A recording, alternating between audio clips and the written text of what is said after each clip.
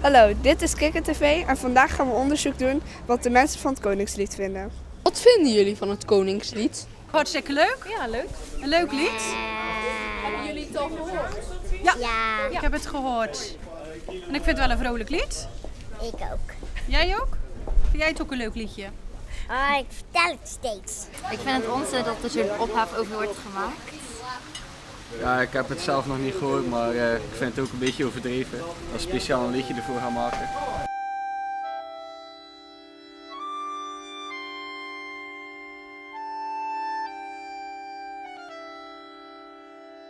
Wat vinden jullie van het Koningslied? Ja, ik snap niet waarom ze niet gewoon het oude lied doen en dat ze weer een heel nieuw lied moeten verzinnen. Ja, het zou, maar ik ken het bijna ook ineens dus. Ik vind het irritant. Waarom? Omdat het al maar hoort. Oké. Ik heb er nog nooit van gehoord. Ik heb er wel eens van gehoord, maar ik weet niet de tekst, zeg maar. Oké. Daar heb ik helemaal niks van. Ik heb het op tv gezien. Ja, ik heb het lied ook al eens gehoord, maar ik vind de tekst gewoon heel stom. Ja, op zich is het wel leuk, maar aan de andere kant is het irritant. En het oude lied is leuk. En andere mensen hadden er ook bezwaar tegen, dus tegen het lied. Ja. En dat vonden de jongeren van het Koningslied. Wat vindt u van het Koningslied? Het Koningslied, ik ken het niet. Nog de muziek, nog de tekst. Vreemd, hè? En u? Nee, ik heb het nog niet gehoord. Ik vind Wilhelmus altijd het mooie lied. Wilhelmus.